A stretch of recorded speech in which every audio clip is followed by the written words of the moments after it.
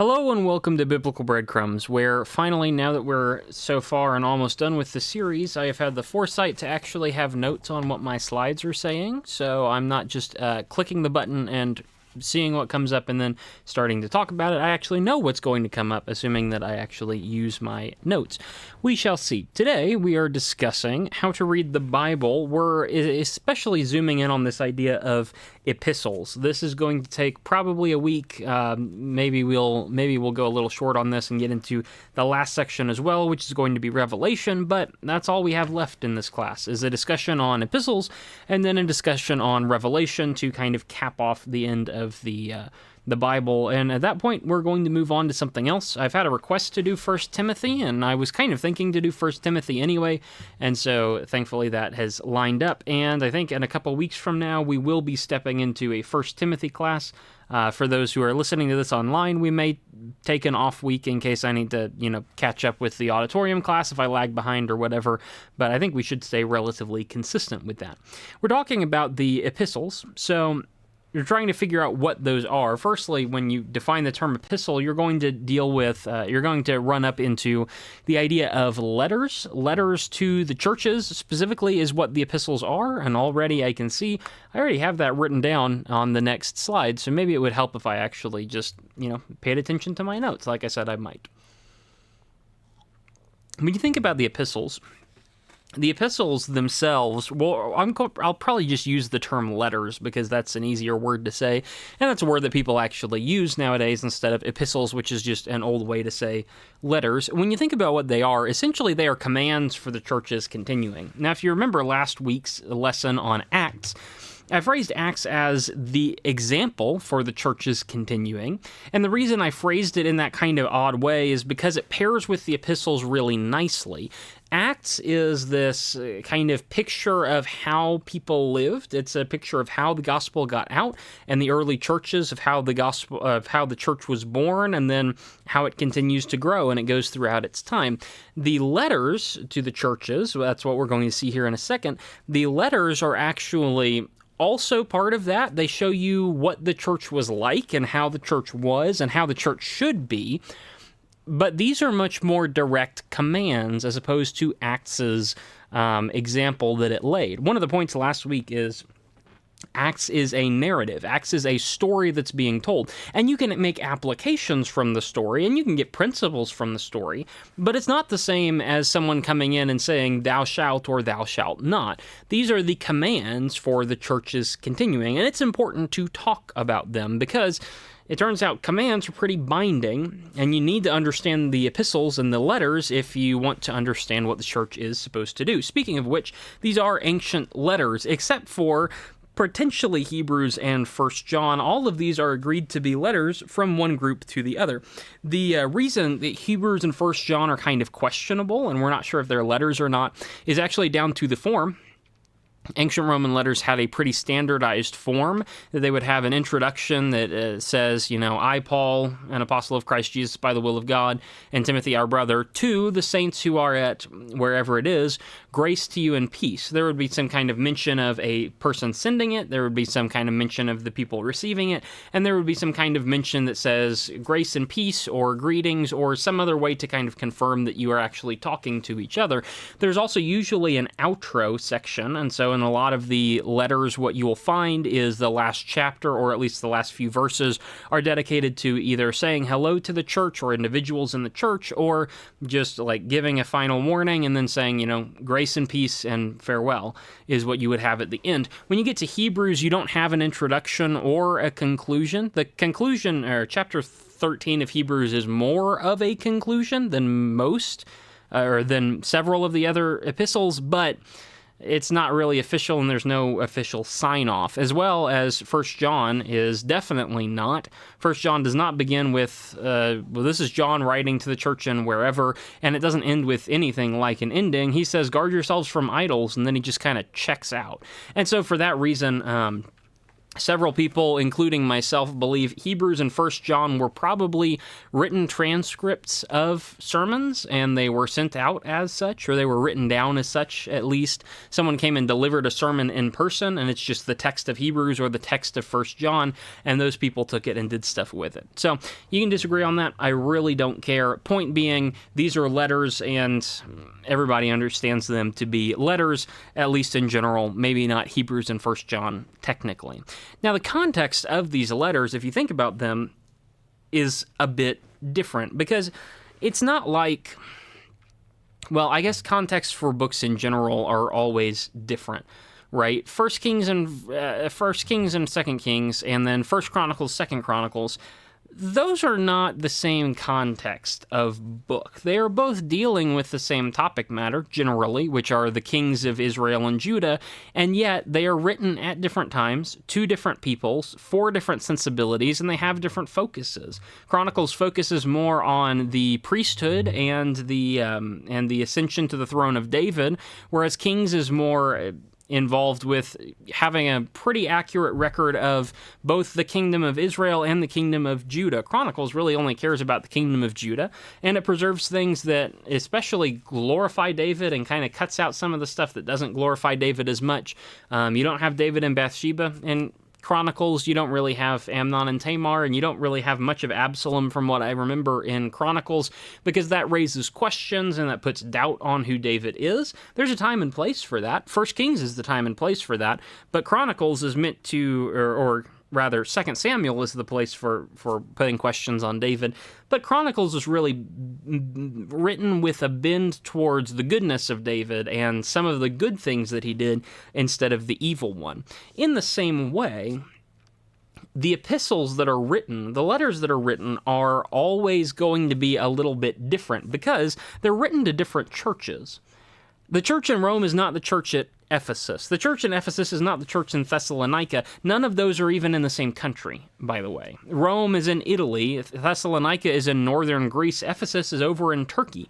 And they're all dealing with different things. They belong to different churches with different needs and different appetites and different understandings of the text. When you read something like Hebrews is written to people who should have become teachers a long time ago, and yet they aren't. Something's stalling them. They're not willing to fully commit to God, or they haven't really learned what they should be learning, and they seem to have stalled out in their Christianity, whereas you read something like 1st and 2nd Thessalonians, where Paul is just effusive with his praise, and he's very open by saying, you guys have done great. You guys have done wonderfully. Everything you've done is good. Even though those are people who have only been Christians for 3 weeks by the time Paul was kicked out of the city, and not that much longer by the time Paul wrote a letter back to them. And so you have very different contexts for the letters because they're written to different churches, and different churches are dealing with different things. One context you have to keep in mind with letters especially is they are written about present issues that specific group of Christians was facing. They are not really written about theology. They help those Christians troubleshoot their issues with theology. But the letters themselves are not, it's not like you sit down to write a dissertation about theology and make sure that Paul can wax poetical on these things. You're writing, or rather Paul is writing to try and help Corinth see their problems. He's not necessarily writing to explain every single thing.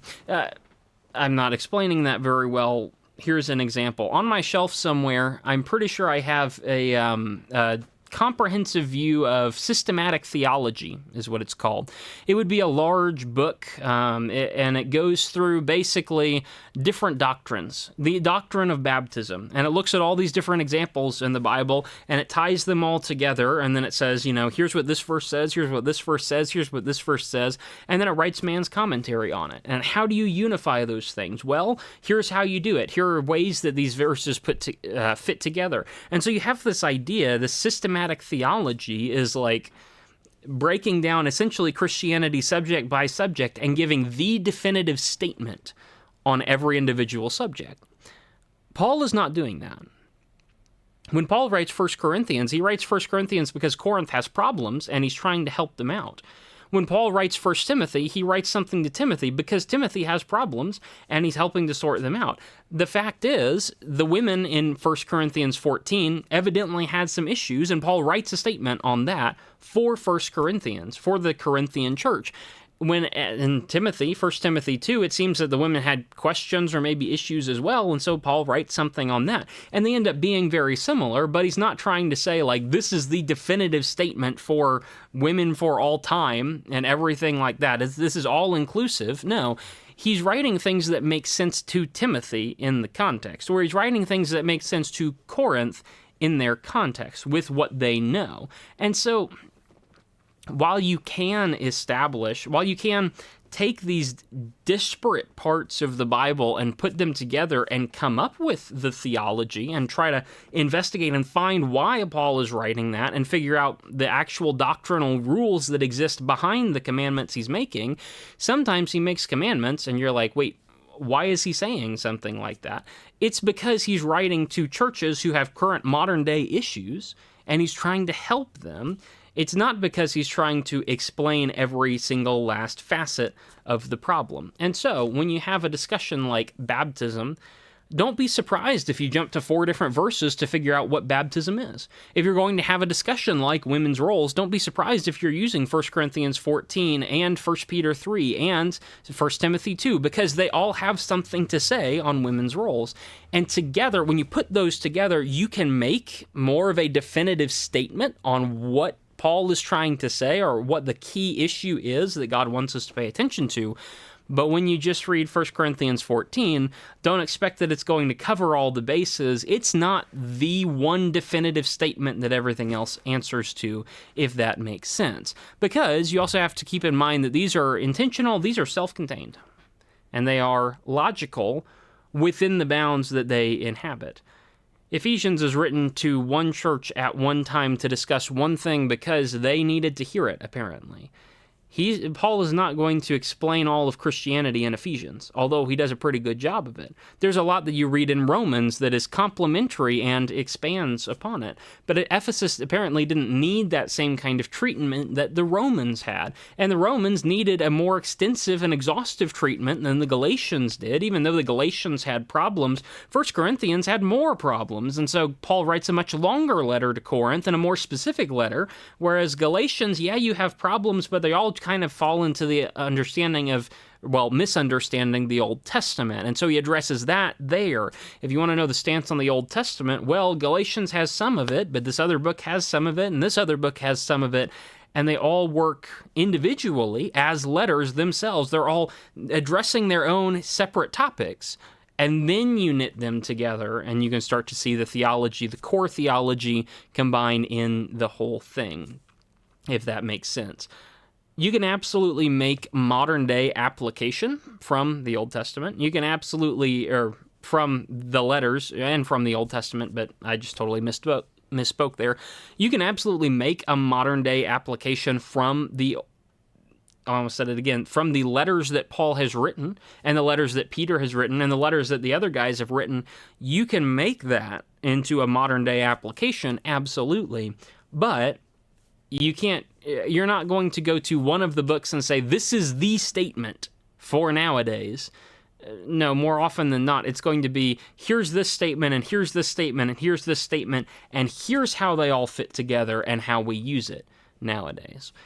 Those are some contexts to keep in mind, is different churches, different issues, limited scope in what they say, but the things they wrote are there for a reason, and when we understand what they wrote in each individual case, we can start to build a broader, overarching case that all fits together. The other thing you should keep in mind when you're thinking about context and how to read these epistles is this idea of, like, how do you break down reading each epistle by itself? One thing you should keep in mind is reading the whole letter, is just kind of sitting down and reading through it. The best way to interpret Ephesians 2 is going to be based on what's in Ephesians 2. The second best way to interpret Ephesians 2 is going to be based on what's in Ephesians 1 and Ephesians 3. The third best way to interpret what's in Ephesians 2 is going to be what's in the rest of the book of Ephesians, and only when you get to the fourth best way to interpret the book will you start to branch out to other books of the Bible, because it turns out The best way to read a piece of writing is to read within the book itself. If you go and read, I don't know, you go and read like a secular book, you go and pick up a copy of Lord of the Rings, right? Those are fine. Some of them are better than others. My friends will know what I'm talking about. If you go and pick up a copy of, say, Lord of the Rings, the best way to read the Two Towers is to read the Two Towers first. The second best way to read the Two Towers is reading it in the context of Fellowship of the Ring and Return of the King. The book is going to make sense internally most. Secondly, then you can inform it with what's written around it, and only after you've informed it with the rest of the series can you go to an external source and start reading that and start reading those things and trying to put them into the Two Towers, because fundamentally, a book is going to explain itself. The other books that are like it are going to help explain it, and if you can't even get it then, or if you need further elaboration, then there are external works that also inform what we write. When you read the book of Ephesians, if you don't know what Ephesians 2 is about, and you immediately jump to Romans 7 to explain it, you've missed a step. What does Ephesians 1 say about what Ephesians 2 is about? What does the rest of Ephesians say about what it's about? See, one of those books was written to Ephesus, and one of those books was not. And if you jump the shark too soon, that's not really the right expression, but sure, let's go with it. If you just go ahead and jump all the way into a totally different book, a totally different country, a totally different people, and a totally different background as to why Paul's writing his thing, yes, even though he may be talking about similar topics, you're still not going to understand. If you want to understand Ephesians, you read Ephesians. If you want to understand some of the concepts of Ephesians, you read Ephesians. And if you still want to understand more concepts from Ephesians and maybe a fuller view of what God says about singing, or what God says about service, or what God says about the roles in the church, or what God says about how the church works, then only once you've understood Ephesians do you go to other points of the Bible and get other corroborating ideas that also add in and help you to understand what's there. You start with the paragraph. If you don't understand the paragraphs, then read the chapter. If you don't understand the chapter, then read the letter and find your interpretation from there. Only once you've got that unit set together are you fit to go to another book and try to see where that fits in with this other thing. Because keep in mind, the people reading Ephesians didn't have Romans. Okay, the people reading Ephesians didn't have Galatians or Philippians. The people reading Ephesians received Ephesians, and they understood the things that were in Ephesians based on what was written in Ephesians. If we can't understand it and we start going to other books, we've probably messed up because we're using interpretations they didn't have. Why would Paul write a letter to people if he knew they weren't going to understand it? So keep things in context. Verses need to be in paragraphs. Paragraphs need to be in chapters. Chapters need to be in books. And only once you understand the books can you start combining them with other books. So don't jump ahead. Don't skip the queue and go right to explaining it from other books. I'm glad you understand Romans, but you can't use Romans to explain everything. You need to understand the different books of the Bible, and then you can see how Romans fits in with them, if that makes sense. There is an order to how these things should be done, and if you jump the line, if you skip things, or you go too fast here, or you go too slow here, and you just don't understand the individual units, you're not going to understand what the books are really about. That brings us briefly to some difficulties that you're going to face. I say briefly. I should probably never say briefly. Who actually knows? When you go to face different, or when you run across different things in the text of the epistles as you're actually trying to read them and understand them, you're going to run up into some difficulties and some things that really keep you from engaging with the text as simply and as easily as you would like to. Stuff like how the books are not written to us specifically. And we've had this conversation before about all sorts of different things, especially about the Old Testament. It is not written to you as... I'm a 2026 American. Currently, date today is May 31st of 2026. I am not the target audience for Leviticus. And yet, I can still learn from Leviticus. I can make application from those things, even though I'm so far removed and in such a different culture. The same thing is true for the New Testament. A lot of times, I mean, there's a temptation to want to say, look, Romans is written to the church at Rome, and I live in the church at whatever I'm at. And so, well, everything should be good. It was written to a church, so therefore the church can just read it and apply it right into it. Yes and no, right? There is a little bit more nuance to it than that. If you just jump in and start, I mean, you have to be careful in what you're sorting through because it's not written exactly to you. Romans is written with a big emphasis on Jew versus Gentile and how those two don't have to hate each other and how those two can actually work together. That's true today, but it's not super important today because it turns out I'm in a church of mostly or entirely Gentiles with no real Jewish blood. If somebody with Jewish blood wants to come to church with us, absolutely, that's fine. Church is for everybody, but we just don't think about it in the same way because, you know, Jew versus Gentile isn't really much of a divide for the modern church. There are the Jews who do their own thing. They have their synagogues. There are the churches who do their thing and follow God and actually do what he says. And then there's not much on the in-between, and there's really not much bickering and infighting in between the two. In Rome, it seems there was. That's why Paul has to address it so much. But in America, we don't have the exact same thing. At the same time, you could argue, right? You could go, maybe it's out on a limb, maybe it's not. You could argue something with either racism or classism might be a comparable situation. And if Paul was writing in the modern day, maybe he would write on, you know, certain churches that are white only or black only or whatever it is. Maybe that's a cultural thing, and maybe that divide is fine, and maybe that speaks to a deeper kind of neglect that is in there, and that needs to be rectified, and churches need to join together. You have questions on that. It's not written to us in our exact situation, and we have to figure out ways in which to apply the principles that are given to us. At the same time, as much as we want to dive in and investigate and understand every single thing about what the churches are going through, a lot of times we're not sure of the precise details that we're dealing with. So, for instance, 1 Corinthians 11 is about the head covering. I cannot tell you how many people I've heard tell me that the head covering was a classical thing in Corinth at that time. It's just around the world, and that's what married women wore. I cannot tell you the amount of people who have said that the head covering is something that all women wore. And I cannot tell you the amount of stuff that I've read that said that the head covering is something that nobody really wore. It turns out nobody can really agree on whether head coverings existed or not, or to what extent they existed, or to what extent they were used. It may have been a sign of marriage, like a wedding ring is today. It may have been a sign, well, a wedding ring is today in America in 2026, for the most part, unless you're one of those people who has a tattoo or for other reasons doesn't wear a wedding ring. I know people like that. Well, okay, well, that's a little bit more complicated. I'm really not sure of the precise details of when people wore head coverings in 1 Corinthians 11. I don't know if they did. I don't know if they didn't. And it turns out when you try to investigate, sometimes we just don't have those answers. And so as much as it's not written to us, we need to understand what those people would have read when they, or would have understood when they read through these things.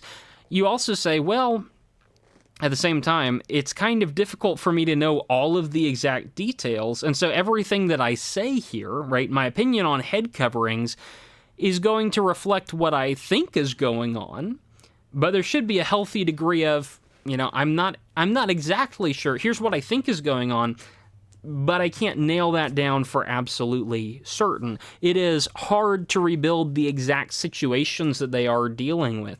A lot of times, because when you read something like 1 Corinthians, Paul says, so you ask me a question about this, here's my answer. But we don't know what the question was. We don't know how it was phrased. Was it a legitimate question? Was it a sarcastic question? Was it a question meant to poke holes in Paul's authority. By the time you get to 2 Corinthians, these other teachers have come in and corrupted the Corinthians, and it's clear the Corinthians don't really take Paul seriously or don't really pay attention to what he's doing, and so there's like this degree of question. There's this degree of skepticism that they have in how Paul is acting and if they should take his word as truthful or not. But it's hard to read that back, right? Go read 1 Corinthians 8, 9, 10, and 11, and then tell me definitively, what questions did they ask with a good heart actually wanting to know the truth versus what questions they may have asked with a ready-to-be-offended attitude, or they were trying to catch Paul out in some underhanded nonsense. It's hard to rebuild the exact situation, and so it's relatively easy to understand the basic principles that are written, but sometimes people go into this, go and try to rebuild an exact situation, and then use that exact idea that they have built up in their heads and use that as if it's really the way things were, when the best you can say is that is one possible interpretation of how things are, and I don't know if that's accurate or not. So just be careful. When you're going into the epistles, there's a tendency to want to know all of the exact answers about every single thing, and you're not going to. So there has to be a little bit of an allowance to say, well, here's some interpretation on this. Here's what I think, but I'm not sure, and we can have different individual conversations about those disagreements. But here's what I would come back and assert and try to drill down for people so that we can all kind of have a baseline to agree on. One thing that I would say, that I would assert, is that the original text was clear to the original readers. When Paul writes a letter to the Romans, he's not writing a bunch of whacked out stuff that they have no idea what he's talking about. He's writing to them because they are in a problem situation and they need his help and his advice to get out of it. He's writing stuff, and the Romans would have read that and said, okay. It's not that, maybe there are more difficult things to grasp when Paul spends a little bit of time in Romans talking about predestination. Why does God make the choices that he makes? And Paul's ultimate conclusion is, look, I don't know, and you're a human being, and we don't really have the right to question God with why he chose what he chose. All I can do is say that he chose what he chose. The original text is clear. The Romans probably come away from that with the same questions we do, which is, well, why did God choose the ones he chose? And the answer is still the same, which is, I don't know, but that's not really the point. The original text was clear to the original readers, and so if you're coming up with theories and basing stuff on things that you've read that may be true, or if you think that one line in Ephesians or Galatians was referring to this specific event from 5 years ago, and that's really what this is about, or if you look at the Antichrist and say, well, I can see the Antichrist nowadays, or whatever it is, just be careful with that. The original text was clear. They understood it. They knew what it meant, at least at a baseline, and sometimes we tend to interpret things in the epistles in ways that we don't even really understand, and I can't imagine that's what Paul was looking for people to get from his writings. Another assertion that I would go with is that the original text does establish general rules for all times. If you are someone who argues that the New Testament was a cultural thing that was written to Jews who turned into Christians, and it's specifically for that culture, that time period, that people, and it really doesn't bind on us today, or at least not in the same way. There is an element of what you're saying that could be considered correct, and the rest of it is rubbish, because no, that's not how God writes. Does God write a book that is so limited that we are unable to make application of it? Does God write a book that says, this is how the Jews did it, but I don't care what you do nowadays because it's a different thing? What do you think God is writing? Do you think he's just writing rules that are specific for the first century and now we don't have to obey any of them? Do you think God's writing times out and becomes less relevant or less true as cultures change and people change? The Bible is very, very clear. Human beings change all the time. but God does not change, and God's word does not change. And I would argue the things that he wrote, the things that he spoke, are general rules for all of time. If you are trying to just kind of hand wave away the things that God said, that's not going to end well for you. Understand that the point is to establish a general baseline foundational rule. There may be some elements of the text that are cultural differences. When he says, greet one another with a holy kiss, we don't really do that in America. They may still do that in places like Europe. That's not really an American tradition, is that holy kiss. We have a holy handshake instead, right? We greet one another, and we greet each other nicely, and one might even say intimately. We know each other. We have conversations. We tell each other about things that we need and problems going on and all that stuff. We do all the same trappings. We just have a slightly different cultural sign for it. But the general rule is still greet one another and come together and, share these things together and act like family. And we do that. I don't kiss my family, right? That's not how family greets each other, at least not where I'm from.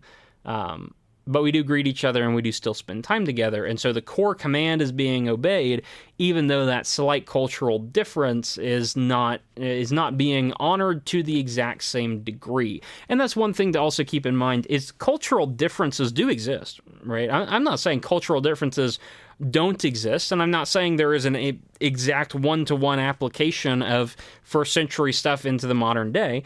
In many cases there is at least a correlation, or this is what we see them doing, and so we try to do the same thing, and we do it in a similar way. But we do have slight differences in culture. For instance, when they sung hymns, they were presumably singing from the Psalms, and they were using, whatever their tradition was on whatever those song tunes were, and that was how they were singing and joining together. When we sing, we have a book, we have a hymnal that has some psalms, but also a lot of other things that human beings have written over the years, and we sing those things together. We're still singing psalms, hymns, and spiritual songs. We're still making melody in our hearts to the Lord. We're still encouraging one another. We're still speaking to one another in those things. We're still we're still fulfilling all of the trappings of the command. It's just we use a hymnal instead of using their memories, or we're using a hymnal in man-written words instead of man-written words that are inspired by God and also in the Bible, which is what the Psalms are. There is a bit of a cultural difference, but we're still doing fundamentally the same thing. And so there is a little bit of a divide there, and there's a little bit of a question there, but mostly you can understand where we're coming from. There are cultural differences, but the main application still stays the main application. And so what I would urge you to do is not draw applications too hastily. People get in a lot of trouble when they jump to the epistles and use them as absolute commandments instead of appreciating that, hey, yes, this is a commandment. Let's also, right, that's a commandment to them. Let's also translate that over and figure out whether this is a commandment we should be keeping one-to-one, or this is a commandment that we have some leeway in. In 1 Corinthians 16, we are told, or the church is told, to lay by and store as you come together on the first day of the week. Okay, there's an implication there that you're coming together on the first day of the week. Great. That's when you're together. That's when you're doing the laying by and storing. Question, how are they coming together? Because we know in stuff like Acts chapter 20, they're coming together in an upper room, which is upstairs, and it's filled with lamps, and it's ultimately, it's probably rented if they're coming into someone's upper room instead of meeting in the house like normal. So that's probably a rented building, but we don't assume that all Christians or that all churches have to meet in rented buildings. We don't assume that all Christians have to meet at night when they're meeting. We don't assume that all Christians have to meet by candlelight instead of electric lighting. We don't assume all of those things because, quite frankly, those are silly to assume. When Paul says you're coming together to meet on the first day of the week, that's the important thing. First floor story, second story, I don't think it actually matters. Or upper room versus lower room doesn't seem to matter. If your building doesn't have an upstairs, then, it just doesn't seem like that's actually an important question. Some people draw applications too hastily and draw applications based on their presumption of the things that are happening at the time instead of using what we actually know is happening at the time, and thus draw some hasty applications and draw lines they shouldn't and potentially alienate people that they should actually be working with. So don't be too hasty in that. Just be careful. You don't want to overstep your bounds and cut off people who are actually God's people. The way you do this is you start asking their questions and you stop asking your questions. A lot of times we come to we have in the modern day, we have this question on like women's roles and what do you do with that? Well, I'm going to go read 1 Corinthians 14 and see what it says about women's roles. Great, but that's not really what they were asking at the time. They were asking something else, right? There's something going on in 1 Corinthians 14 with worship specifically, and then Paul is talking about worship specifically, and then he makes an application for the worship for women. But that's not like the entirety of the statement on women's roles in life in general. Go read Ephesians 5, and you have wives who are supposed to serve their husbands and respect them and work with them. You have women in Titus who are commanded, you have older women who are commanded to teach younger women. So that's something that you should do that's not addressed in 1 Corinthians 14 at all. You have 1 Timothy 2, which again has some similarities to 1 Corinthians 14, but 1 Timothy 2 is written in a more broad-ranging way, whereas 1 Corinthians 14 seems to be maybe about a more slightly specified situation in the church at Corinth. And so you have some kinds of questions. When you come to one particular text and then say, well, I'm asking this question that I have, and then you like open the text and pretend like it's a magic 8-ball to give you a yes or no answer on your situation, you're misusing the text. That's really not what it's written for. Ephesians 2 was not written to answer the question of, am I saved by grace or by works? James is not written to answer that question either. And yet whenever we have a question on if you're saved by grace or works, we seem to quote Ephesians 2 and James 2, and that's the answer, and you have to have those things work together somehow. That may be correct, but that's really not what it's written for. And so picking and choosing verses, it really doesn't help anybody. Make sure that when you approach the text, you're approaching it and asking, what would they have heard? And how would they have treated this? And what would they have understood from this? Instead of just bringing your modern day questions into it and expecting this ancient writing to be about whatever it is you're asking about. So I think we'll call that there. Hopefully that's interesting to consider as you think about like what goes into the epistles. Well, you can make applications. Again, there are a lot of commands in there that we should follow, but we do have to figure out which of the, what's the main application, what's the primary application that we should be following, and what's the secondary application of how they did it and their specific path to doing it, and then how exactly do we interact with that and bring that forward to the modern day.